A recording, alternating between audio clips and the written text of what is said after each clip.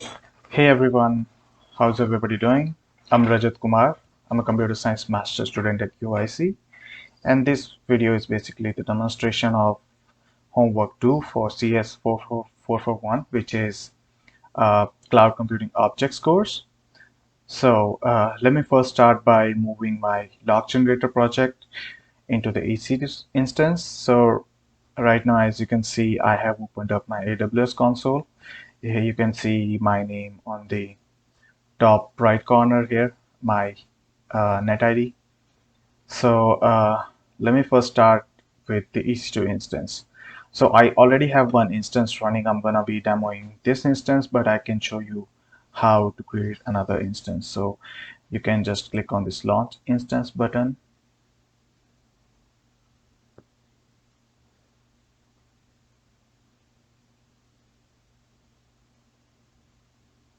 And then uh, just create a name for your EC2 instance.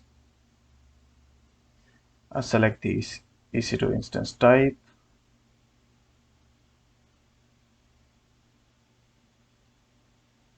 I would go with Ubuntu. I tried working it with Amazon Linux, but it was giving me some kind of issue. So I stick with I would stick with Ubuntu for this. Let the architecture be 64-bit. You can select the instance type. It's basically uh, the CPU and RAM configuration for this. I would go for a T2 medium or T2 small, but T2 micro is good for free tier because it's free tier eligible. Select a key value pair. You have to create a key value pair, which is a, uh, uh, private public key for logging into your EC2 from SSH. So I created one here called demo KV. You can create one as well. It will help you to log into this EC2 machine from your local machine.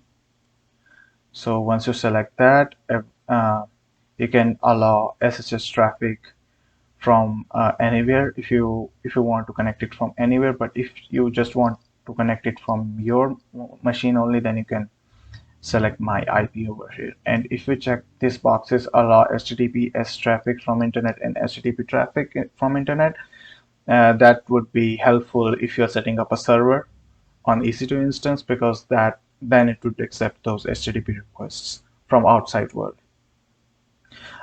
You can select a storage configuration for EC2 instance. Here it says you can select up to 30 GB of EBS, general purpose SSD.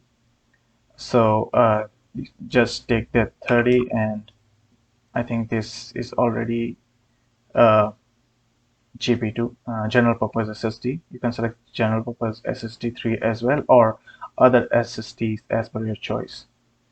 And that's pretty much it. And then you click on this launch instance. It will launch your instance. I'm not gonna do that because I already have one instance running. So let me open up the instance that I already have running. Let me show you a few things. So if I click on the instance ID over here, it's gonna show me its public IP address, its private IP address, its public DNS address, and a lot more things. So let me show you one more thing that needs to be done. So just go to security tab. Here you have this IAM role. I would say you have to create an IAM role for EC2 instance or update this one. So what it has already is it is opening IAM management console, which is a service provided by AWS to provide permissions for certain user groups as well as certain services.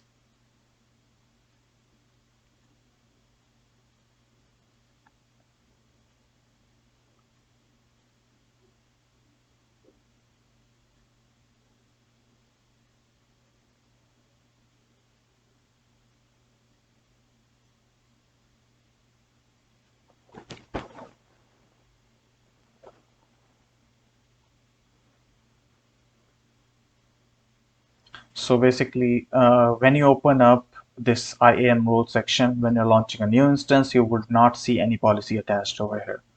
What you're going to do is you would just attach a policy or create inline policy. So I created one inline policy which is called EC2 S3 access policy, which enables this EC2 instance to write files to the S3 bucket.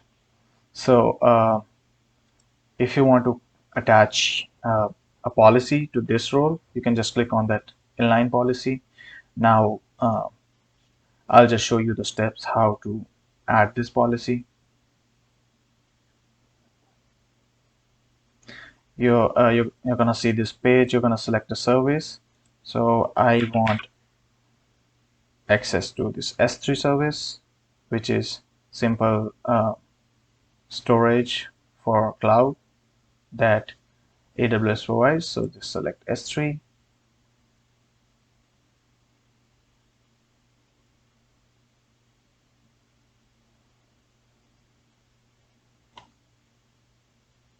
And then you filter out what kind of performance, what kind of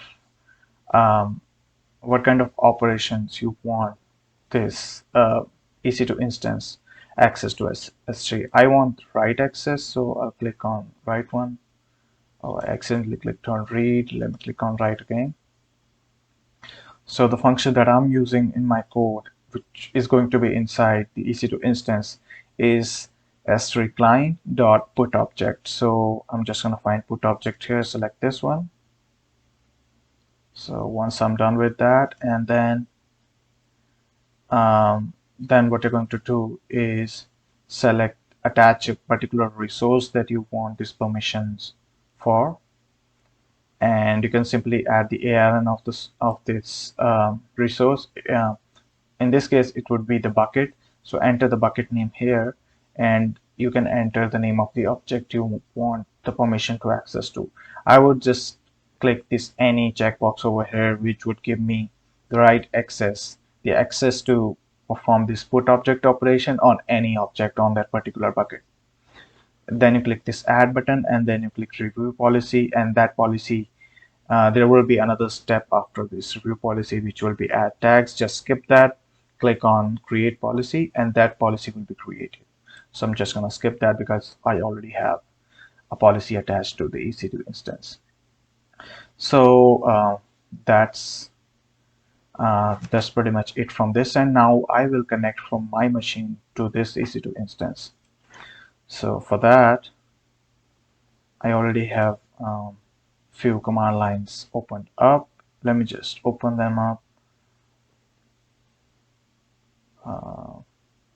Yep, I'm gonna go with this one.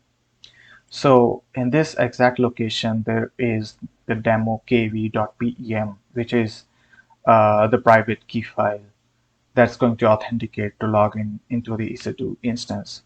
So for logging in, I'm going to use SSH, and I'm going to use this I to indicate where my private key is. So the name of the private key, let me just open that up.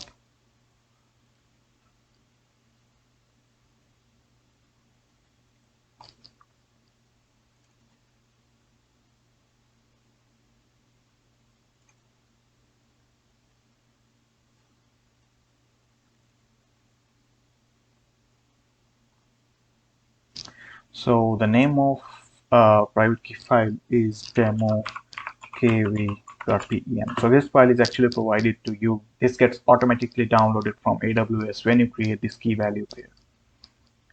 And I'll show you how to create the key value pair as well. So I provided this SSH. Now I'm gonna type the username. I'm using an Ubuntu instance, so the username, default username for that will be Ubuntu, and add, and then I'm gonna put this public IP, public DNS of my instance. So that's it, and I'm gonna click enter. So as you can see, I'm logged in into this EC2 instance. I'm logged in as an Ubuntu user. Let me look at the directory. So I would say cd projects because I created this directory earlier, and let me check what's in there. There's a log file generator. What I'm gonna do is delete this uh, directory. So I'm gonna do rimraf and log file generator, and that's it. So now if I select, I don't have anything. So now I'm gonna move files from my system into this log file generator folder. So I'm gonna create again this log file generator folder. Now I can see it's there, and if I cd over here and check, there's nothing in this. So now I'm here. Now I'm gonna switch to this super user, which is the root user in this directory, and I'm gonna give this directory permission uh, to write in. So I'm gonna do chown ubuntu, the name of the user, and then dot. So now this directory has all the permissions to get file moved from my system to this directory. So let me open up one of the consoles. From here I can now instead I'm gonna go to this log file generator folder, which I already have this log file generator project opened up in the IntelliJ. Now what I'm gonna do is this scp, which is um, command for copying data. So I'm gonna pass my location of users are Kumar 40, and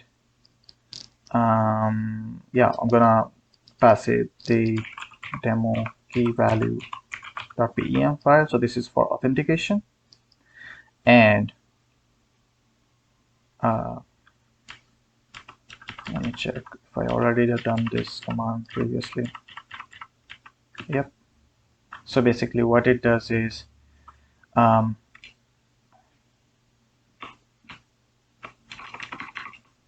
so scp, I'm giving it the authentication of my primary key file, private key file, and then I have included this -r, which represents all the files in this /star directory, which means this directory, and I'm gonna move it to I'm gonna type in the username and then the public IP address,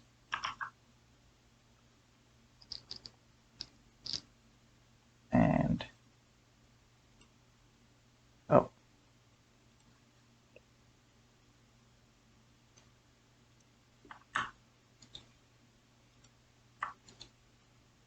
I'm gonna paste this.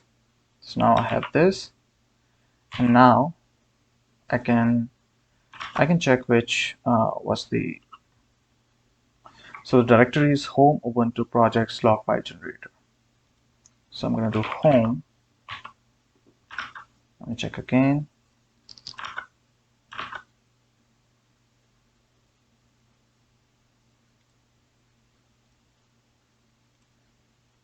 Home ubuntu projects and log file generator. Okay, ubuntu projects and log file generator.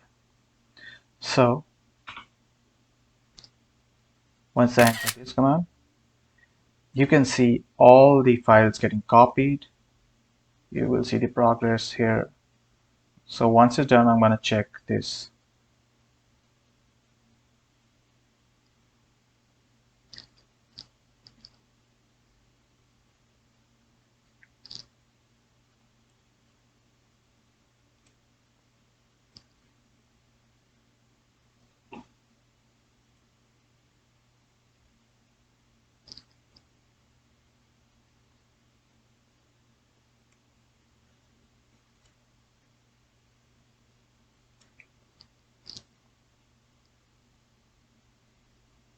So it's uploading everything, even the dependencies. So I don't even need to compile the file, but I will at EC2 instance.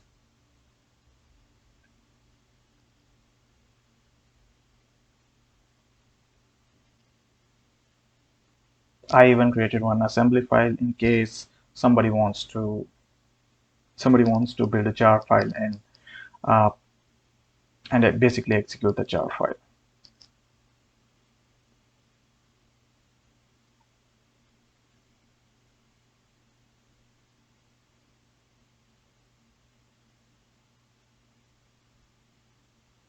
It's about to be complete. Most of the files has been written. Yep, it's completed. Now I'm gonna switch back to the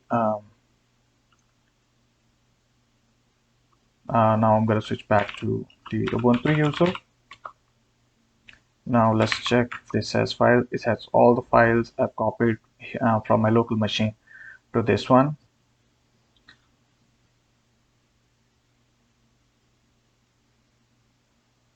Now one more thing you have to do when you create a new when you log in from your machine into the EC2 instance, you're gonna have to update it. So just type sudo apt-get update. I have already done that. I'm not doing that. Once you do that, you just install one of the Java. There must be some open JDK or JRE available on the internet. You'll find the name of the package, and you just type sudo apt-get install and the name of the package. So what you're going to do is download like maybe Java 8 or Java 11.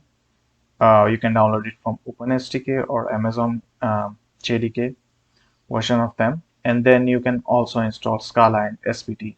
So you can look in the internet how to download Scala and SBT in Ubuntu. So perform those steps. Once you have those things installed, you are ready to run this project on EC2 instance. So I'm gonna do SBT compile.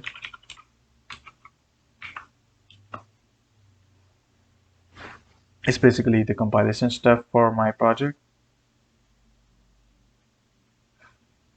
As you can see, it has Java 11 and SBT version 1.6.2.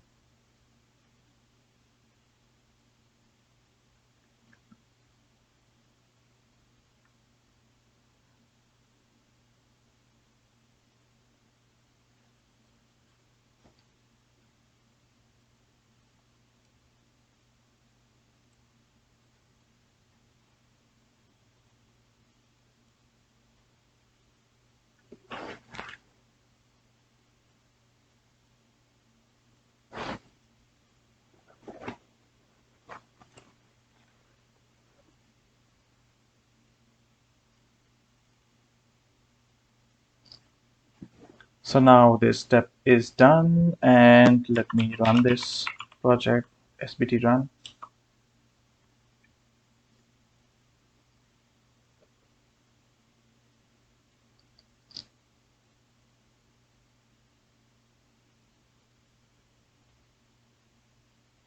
So with basically these configurations will be used, some frequency of 0.2. As you can see, these logs are getting processed. These logs are getting written to the log files, and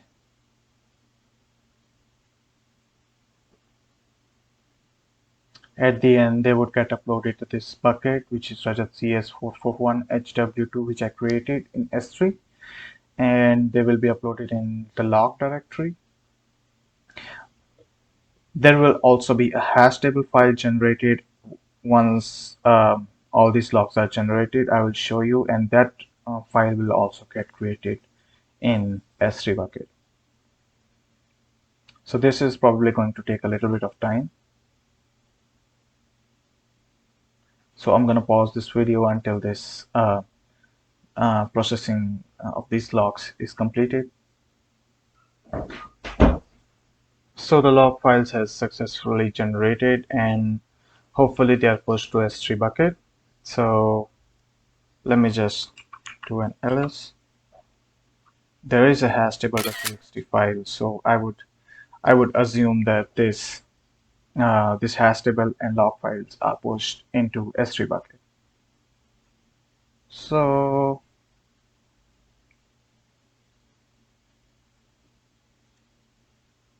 to verify that, I'm gonna open my S3 console.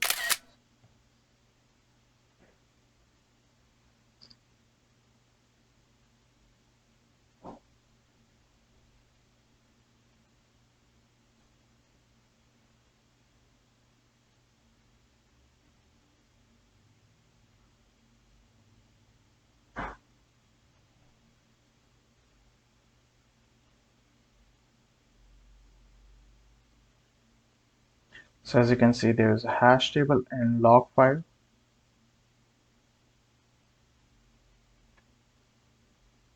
So as you can see, there are some log files over here.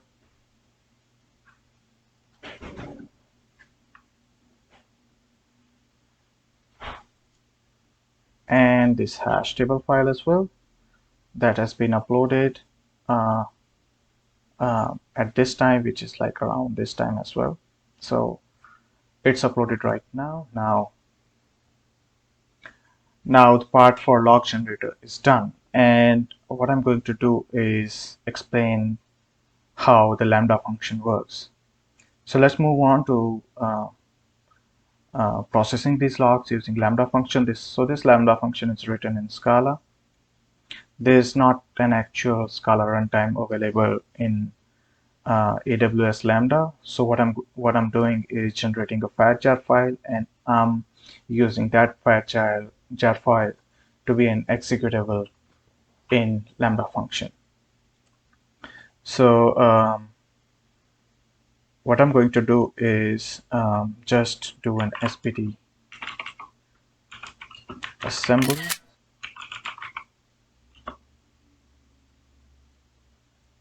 And I already have this log process Lambda jar file. I'm going to delete this one.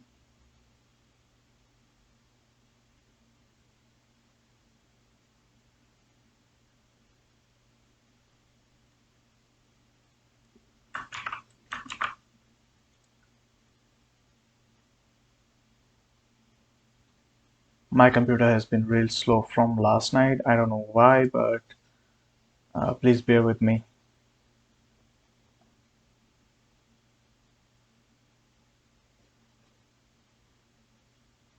So let me open up this. So I'm just doing SPT assembly command.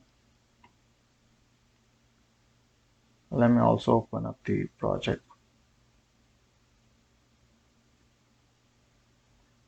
folder for Lambda so that I can see this jar file in my other display. So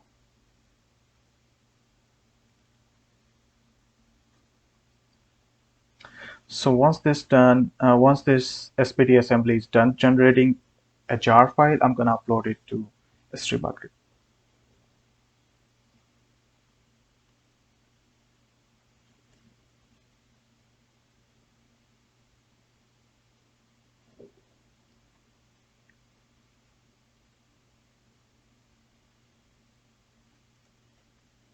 Let me pause this video until this fat jar file is created.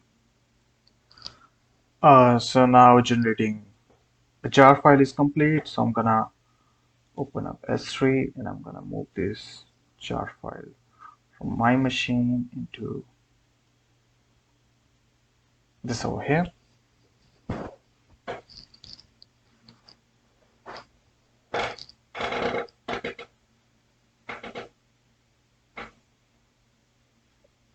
And I think probably why my machine is slow is because of this video recording software.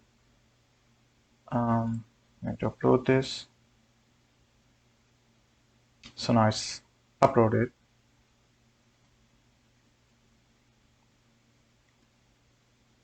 It's not uploaded, it's uploading, sorry. Yeah, now it's uploaded. Now if I can look, I have hash table, log, and this jar file. So let me open up my Lambda, AWS Lambda console. So I already created one Lambda function. You can simply create one using this create function right on the Lambda console. So once you click on this create function, you just select this author from scratch, or if you have a blueprint, you can select that, or if you have a container image, you can select this tab as well. Give a name to your function. I'm using a jar file, so I'm going to be selecting Java 8 on 8 of Amazon Linux one. But if you have written your Lambda function is in, let's say, in JavaScript, then select Node.js. And if you have, I mean, you can go with any languages like .NET, Go, Python, Ruby, but I will be sticking with Java 8. And then select the architecture. You can attach an existing role, so that role would include reading files from S3 bucket, which means you have to give a read access to this Lambda function of S3 dot get object for that particular bucket, just like how we did for EC2 instance. So the same thing, and once done, you can just click on this create function button. I'm not gonna do that because I already have one function created, which is called log processor Lambda function. So if I open this, I would see add a destination, add a trigger. So in this case, what you have to do is just add trigger. I already have one trigger called API gateway, which is because this the requests for processing log will be coming from the API gateway, and that will go to this AWS Lambda function. That this AWS Lambda function will process logs, get these logs from S3 bucket and process them and give the result back to API gateway, which will in turn give the result back whoever is requesting anything from that API gateway. So if I click on this, I already have this triggers created. So uh, the API endpoint is this one. If I open up this API gateway,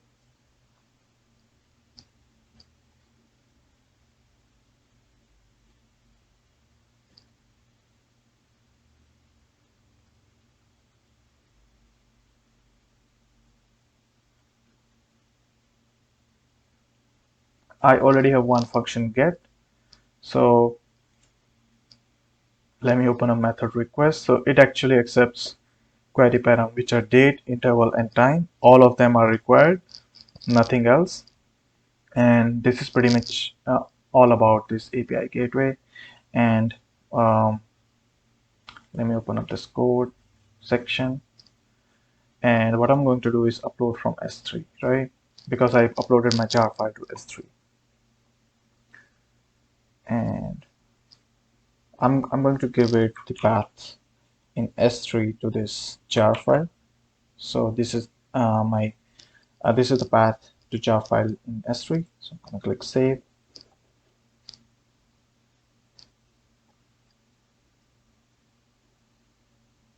It says updating the function, and it has successfully updated. Now let's test it. So for testing this, I have created two projects. So one is gRPC project, other is REST project. So how gRPC project works is there is a gRPC client, there is a gRPC server, and there is a HTTP client. So what happens is gRPC client will perform an RPC, which will be listened by gRPC server, and inside gRPC server is performing a call to HTTP client, which I've used Akka HTTP. So that HTTP client will perform the call to API gateway and get the result from Lambda function back. And that HTTP client will give the result back to gRPC server, and gRPC server will return the response back to gRPC client. So that's gRPC project. The REST project is basically similar to gRPC project in the sense that it has one HTTP client, Akka HTTP client, and one HTTP server. So let me just first start up HTTP server so that I can interact it with Postman. So I am this homework to repository. What I'm going to do is sbt main, and then I'm going to do provided path of my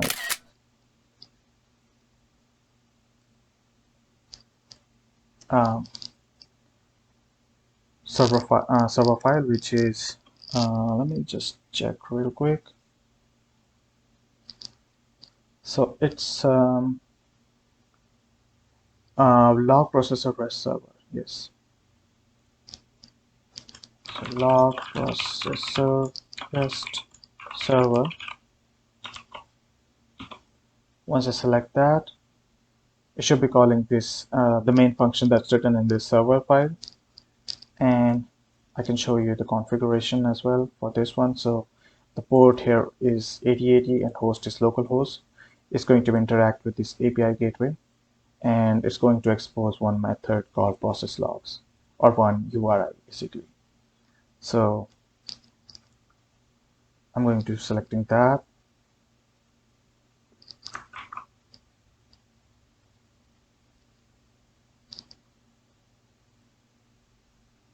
So once it shows that server has started on a particular port, I will be opening up um, Postman, which is a HTTP client, to send requests to this server, which will in turn call the REST API gateway endpoints to get the result from logs.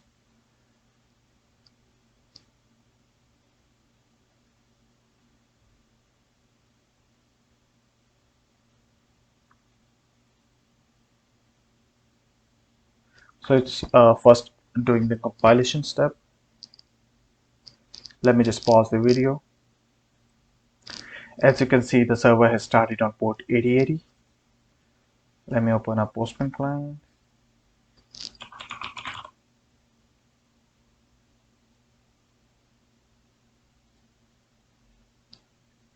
So what I can do with this Postman is send requests to this server, the local server I have running on my local machine.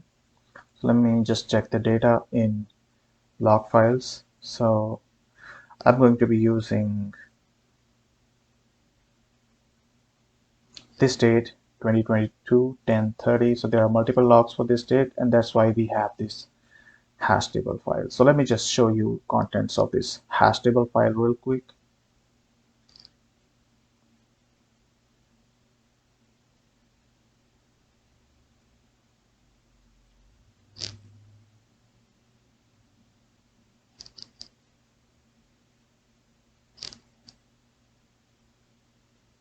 I click on download.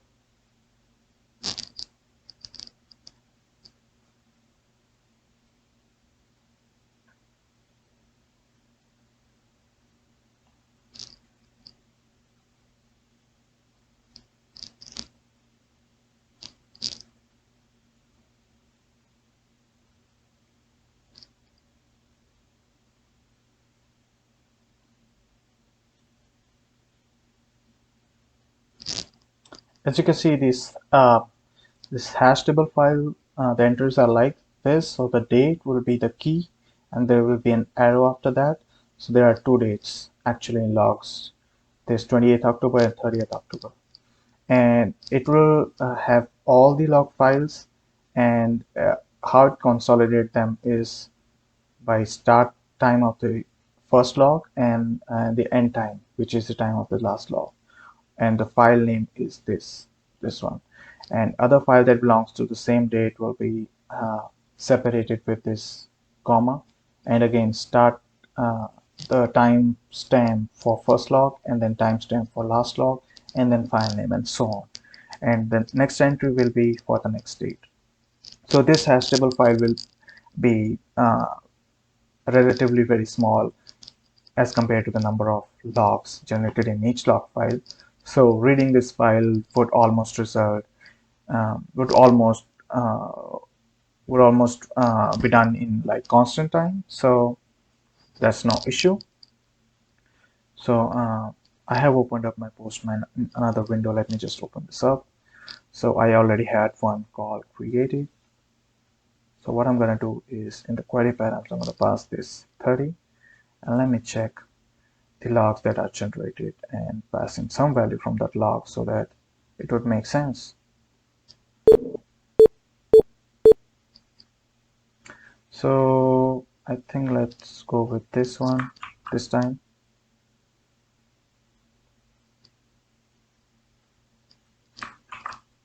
And I'm selecting the interval 10. So let me perform this. So what happens is, because my Lambda function is actually just created and it has gone to uh, an idle state. So what happens is, on the first request, it takes a little bit of time because it runs on top of a lightweight VM, and that VM needs to be started. So that's why it's taking a little bit of time. So now the request has come back. It has this the data is there, so that's why there's a 200 response, and there's this MD5 hash of all the records that's actually found in that range and also matching a particular pattern. So if I increase this interval to 60, so the interval is in seconds. Previously it was 10, now I'm passing 60. So let's see. So now it says 404 not found, and the message is basically log messages are not available in the given interval. So now we have this point basically to test this, that for 10 it's working. So now you can see the response time is very low, like 398 milliseconds as compared to the when we made first call. So what I'm going to do is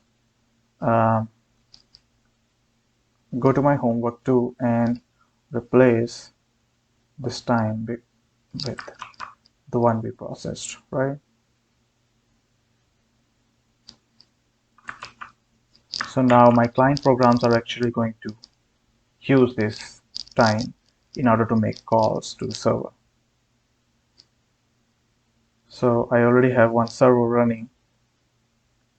Let me also open up the gRPC server. So I'm gonna do spt run main gRPC project dot log processor gRPC server, and the port of this will be 50,051, which is 50051. So you would definitely see a message in this console that the gRPC server is running on this port. I would say yes to this.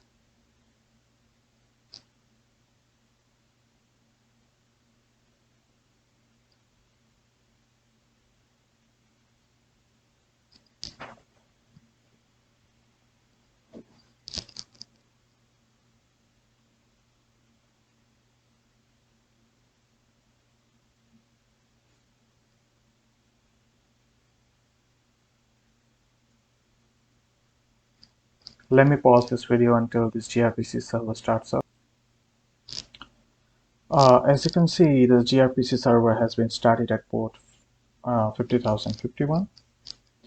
Now, what I'm going to do in order to test this gRPC server, I'm going to start a gRPC client program. So I already had one one command written in this command line interface for running gRPC client. So I'm going to do that. And we know that we already passed this time to process, this date, and interval 10. And this will be taken from configuration file by this gRPC client program, and it will perform gRPC request to the API, to the gRPC server. Okay, let me start a new server for this one, because this happens whenever you have multiple servers, or like even one server running by SBT. So that's basically always the process.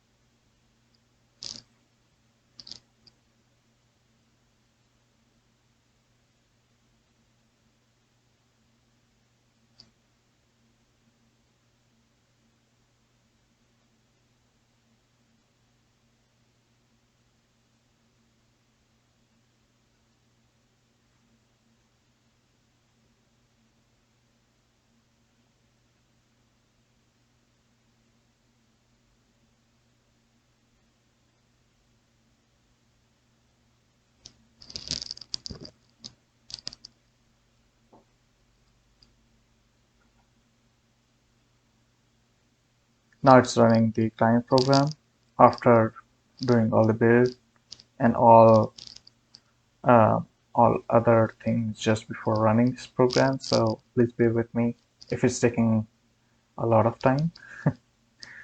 So now it has started running this program, and you should see that particular hash in logs somewhere. I will show it to you. So it has made this request to the server. As you can see, the server has shown something.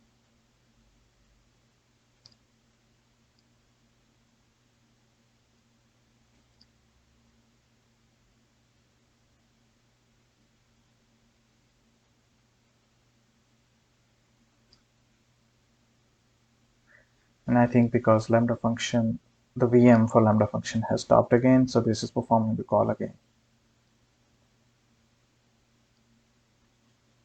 Not performing the call again, but the call is taking a little bit more time.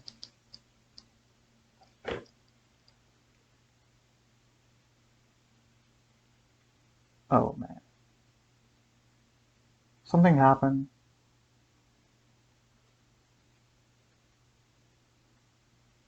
Okay, so there has been a timeout probably, and let me just check why.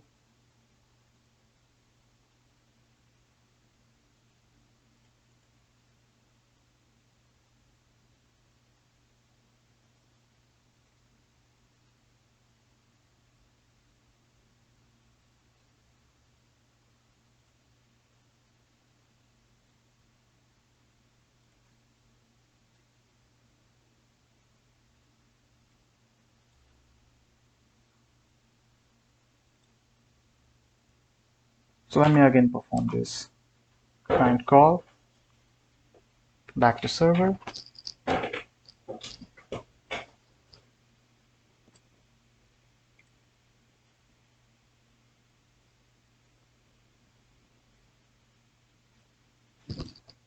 Another yes.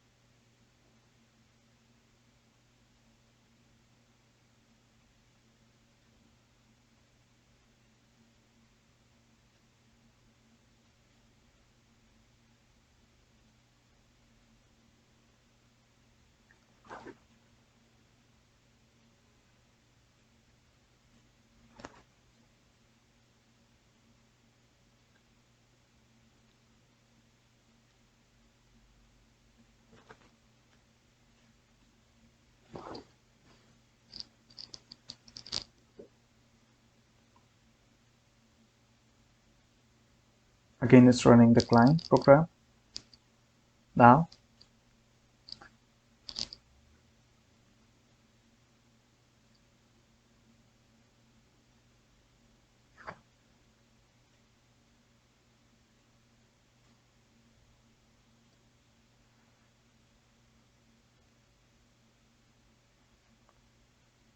Yep.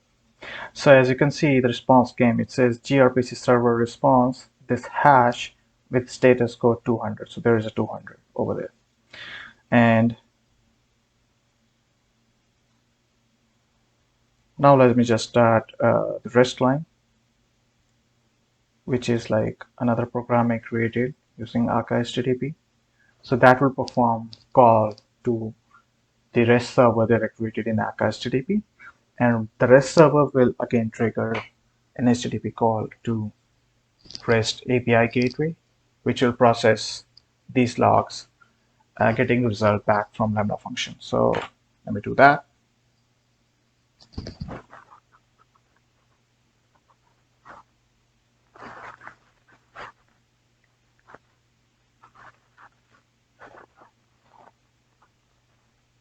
Yes, I'll have to create a new server.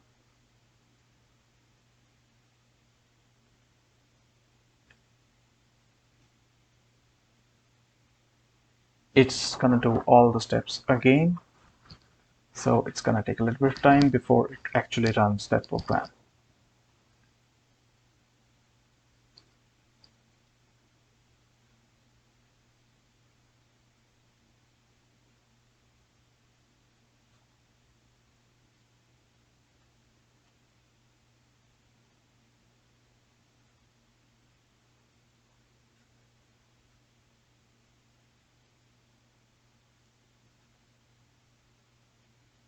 It's generating the start programs from .proto definition, and then now it's running the client program, REST client program, which is basically a program that that simulates what I was doing in Postman. So I was making a call to my REST server, and I have created one program that makes a call to that REST server.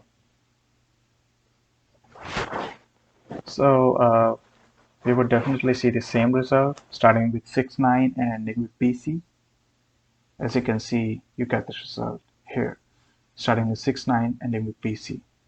And in case if I just to show whether this status code is working, I'm just gonna do for gRPC. I will just be passing 60 seconds of the interval. So we know that when we tested our Lambda function in Postman, that it will give a 404 along with not found message if we pass 60 seconds of interval, and we're going to do that for our gRPC client as well.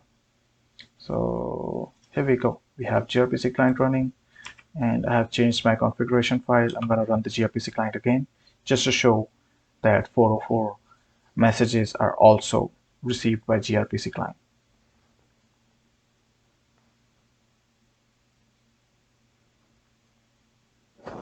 I'm going to say yes.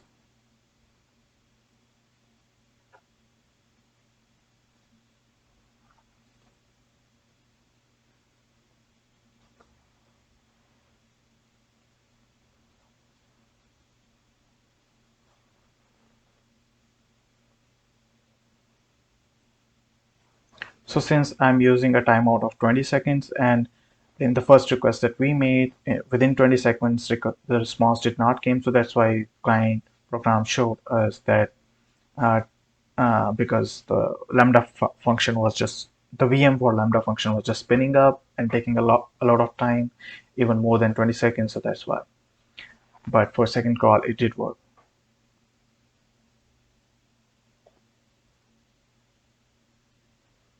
So now it should show an error message, not found message, as well as the code 404 instead of showing us the MD5 hash. So now the program is running, gRPC client. We know the server is also running, and we made changes to the application.conf file.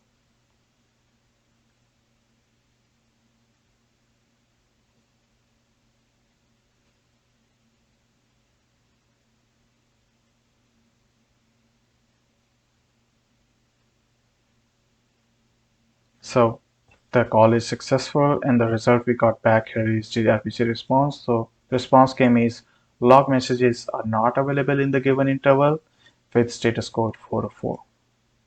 So I would say that is it for this project, and thank you so much for bearing with me till this time, and I hope you understood all the working of my project through this video.